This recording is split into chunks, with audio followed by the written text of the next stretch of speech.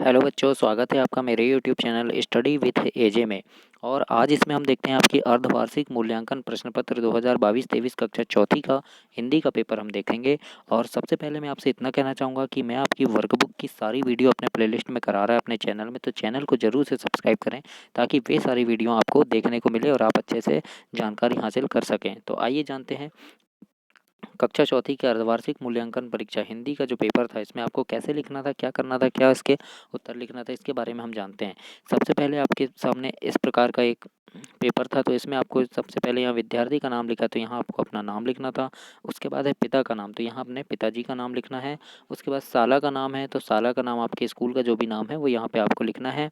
Block के नाम में आपको ब्लॉक का नाम लिखना है बच्चों, और यहाँ आपके ज़िले का नाम लिखना है। और आपका जो रोल नंबर होगा अनुक्रमांक में आपको अपना रोल नंबर लिखना है। तो इस प्रकार से आपको यहाँ पे इस ब्लैंक्स को भरना था, खाली स्थान में भरना है आपको। यहाँ पे आपको कुछ भी नहीं लिखना है बच्चों, ये जांचकर्ता के हस्ताक्षर है, आपके शिक्षक यहाँ पे साइन करेंगे। यहाँ आपको कुछ नहीं लिखना है। प्रश्नों की संख्या आपकी कुल 22 है, 22 प्रश्न आएंगे इसमें, और मैं आपको पूरे 22 प्रश्नों का हल करवाने वाला हूँ। तो ध्यान से ज़रूर देखिएगा वीडियो को और लाइक ज़रूर कीजिएगा, और अपने दोस्तों तक भी शेयर करना, चैनल को ज़रूर सब्सक्राइब करना। 50 नंबर का आपका पेपर है और आशा करता हूँ आप बहुत अच्छे नंबर लेके आइएगा इसमें। देखिए, सबसे पहले पहला प्रश्न है यहाँ पे, रक्षाबंधन का त्यौहार कब आता है? तो हम सभी को पता है सावन मास में आता है। तो उत्तर में लिखेंगे बच्चों हम सावन मास में, ए नंबर का उत्तर आएगा आपका। प्रश्न नंबर दूसरा है ध्यान। ध्यान शब्द का शुद्ध रूप है, ध्यान गलत लिखा हुआ है, इसका शुद्ध रूप क्या होगा? तो बी नंबर में जो ध्यान लिखा है वो शुद्ध होगा। इस प्रकार से आपको यहाँ लिखना है। आप सभी इंटेलिजेंट हैं, आपको पता है कैसे लिखना है, आप लिख सकते हैं बच्चों। इसके बाद देखिए प्रश्न नंबर तीसरा है, वाक्य के बीच में कुछ समय रुकने के लिए हम विराम चिन्ह लगाते हैं। कौन सा विराम लगाते हैं? पूर्ण विराम, अल्प विराम? हाँ, अल्प विराम लगाते हैं। अल्प यानी कुछ समय रुकने के लिए हम अल्प विराम लगाते हैं। तो हमारा उत्तर हो जाएगा बच्चों अल्प विराम। इसके बाद देखिए प्रश्न नंबर चौथा है, पेड़ शब्द का अर्थ क्या होता है? तो पेड़ का अर्थ क्या होता है? धरती तो नहीं होता, हवा भी नहीं होता, आसमान भी नहीं होता, वृक्ष होता है। तो वृक्ष हम यहाँ पे लिख देंगे। उसके बाद देखिए 5वां नंबर का प्रश्न है, आँखों में धूल झोंकना मुहावरे का अर्थ क्या होता है? तो कठिन कार्य करना नहीं होता, इनकार करना भी नहीं होता, विपत्ति मोल लेना भी नहीं होता, और धोखा देना होता है। यानी आँखों में धूल झोंका मतलब धोखा दे दिया। तो इस प्रकार से धोखा देना, यहाँ पे हम इसका उत्तर लिखेंगे बच्चों। प्रश्न नंबर 6वां है, बाल पत्रिकाएँ किससे संबंधित होती? तो हम सबको पता है बच्चों से होगी बाल पत्रिकाएँ, तो बच्चों से लिख देंगे, डी नंबर का उत्तर आएगा आपका। प्रश्न नंबर 7 है, कठिन शब्द का विलोम शब्द क्या होता है? तो कठिन मतलब कठिन, और इसका विलोम उल्टा यानी सरल हो जाएगा। कठिन का उल्टा तो सरल, आप यहाँ पे लिख देंगे बच्चों। प्रश्न नंबर 8 है, नदी का पर्यायवाची शब्द क्या होगा? यानी नदी का पर्यायवाची क्या होगा? जल तो नहीं होगा, झरना भी नहीं होगा, वर्षा भी नहीं होगा, सलीला होगा। तो सलीला हम यहाँ लिख देंगे। पर्यायवाची मतलब नदी को हम सलीला भी कहते हैं। प्रश्न नंबर 9 है, विद्यालय में पुस्तक कोना से क्या आशा है? तो पुस्तक कोना से क्या आशा है ना? खिलौने के कोने से भी नहीं है, पुस्तकों के कोने से भी नहीं है, होर्डिंग्स के कोने से नहीं है, ये पढ़ने के कोनों से। तो पढ़ने के कोनों से हम यहाँ पे उत्तर में लिखेंगे बच्चों। इसके बाद है प्रश्न नंबर 10 है, बहुवचन शब्द है तो क्या छिपकली? नहीं, एक वचन हो गया। मछली, बहुवचन मतलब जिसमें ज़्यादा की बात की हो, एक से अधिक। मछली बोले तो एक मछली, तितली बोले तो एक तितली, लड़कियां बोले तो बहुत सारी लड़कियां। तो लड़कियां क्या हो जाएगा? बहुवचन। तो आपको यहाँ उत्तर में लड़कियां लिखना। उसी प्रकार से 11वां प्रश्न देखते हैं, निम्नलिखित शब्दों के अर्थ लिखना है हमको। चंद्र का अर्थ क्या हो जाएगा? जैसे चंद्रमा या चांद, तो लिख दीजिए। चक्षु का अर्थ क्या होता है? नयन होता है या आँख होता है, तो इस प्रकार हमने लिखा है यहाँ पे। पावक का अर्थ क्या होता है? आग या फिर अग्नि। तो इस प्रकार से आपको यहाँ अर्थ लिखने हैं बच्चों। प्रश्न नंबर 12 है, प्रशंसा शब्द का अर्थ स्पष्ट करते हुए वाक्यों में प्रयोग करो। तो कर सकते हैं, शिक्षक ने मेरी बहुत प्रशंसा की, या शिक्षक मेरी बहुत प्रशंसा करते हैं। इस प्रकार से आप यहाँ पे लिख सकते हैं।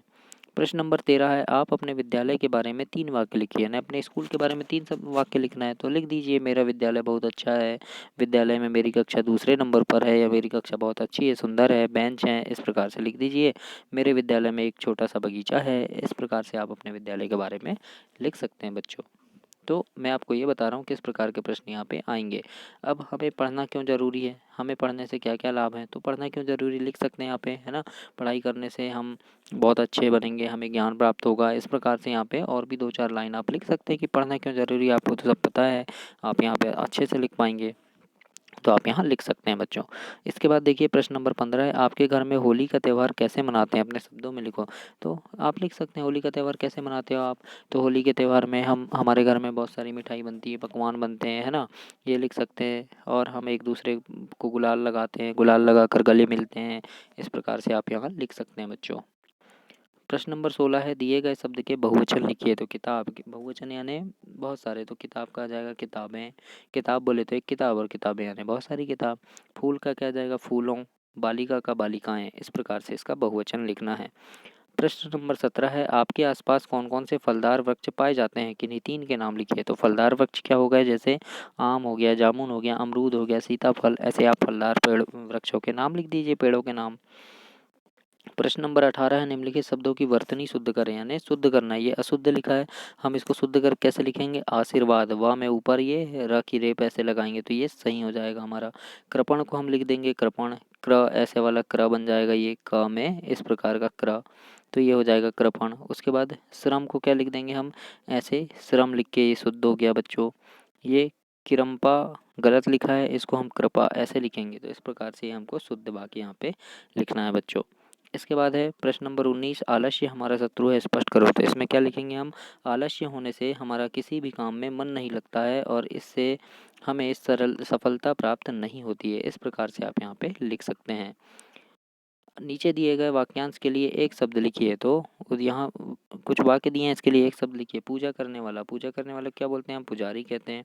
जो सदा जीवित रहे क्या बोलेंगे, सजीव बोलेंगे, है ना। 6 मास में एक बार होने वाला, 6 मासी। गाँव में रहने वाला, ग्रामीण। इस प्रकार से हम उनका नाम लिखेंगे यहाँ। प्रश्न नंबर 21 है, दिए गए चित्र को देखकर 5 वाक्य लिखना है। इस चित्र को हमें देखना है यहाँ पे क्या क्या चीज़ें हैं और उनके बारे में लिखना है। देखो, मेला लगा है, झूला है, व्यक्ति गुब्बारा बेच रहा है, बच्चे मेले में घूम रहे हैं, झूला झूल रहे हैं, ना। मिठाई की दुकान है। इस प्रकार से हमको यहाँ लिखना है, तो हम यहाँ लिख देंगे, यहाँ मेला लगा है, मेले में बच्चे बहुत झूला झूल रहे हैं, गुब्बारे वाला गुब्बारे बेच रहा है, मिठाई की दुकानें लगी है, महिलाएं सब्जी बेच रही है। इस प्रकार से आपको यहाँ पे कुछ 5 वाक्य लिखने हैं। प्रश्न नंबर 22 है, आपका आखिरी, पढ़ी गई किसी कविता से 4 पंक्ति लिखें। तो आप अपने पुस्तक से कोई भी कविता से 4 पंक्ति लिख सकते हैं। जैसे ये लिखा है, चाह नहीं मैं सुरबाला के गहनों में गुथा जाऊं, है ना। चाह नहीं प्रेमी माला में बिंद प्यारी को ललचाऊं। ऐसे कोई भी कविता की 4 लाइनें लिख दी है। मछली जल की लानी है, जीवन उसका पानी है, या फिर और भी आपकी प्रार्थना कविता है, ऐसे लिख सकते हैं बच्चों। तो वीडियो को ज़रूर से लाइक कीजिए, शेयर कीजिए और चैनल को ज़रूर सब्सक्राइब कीजिए ताकि आपको ऐसी वीडियो और भी मिलती रहे। धन्यवाद।